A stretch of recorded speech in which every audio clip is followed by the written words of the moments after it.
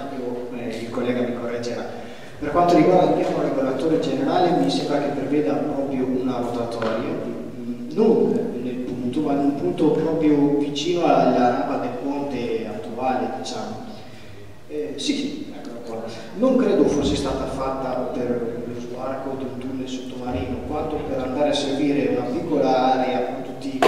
che era rimasta nel piano regolatore a ovest e che doveva essere, si parlava di una sede per la caserma dei vigili del fuoco,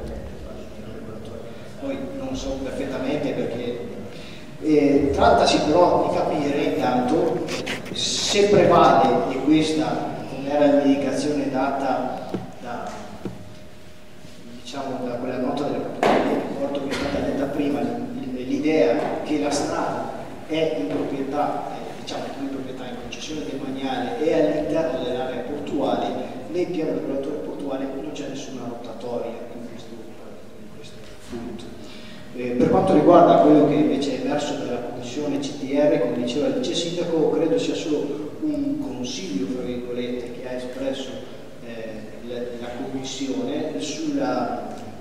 pericolosità o meno di un eventuale incrocio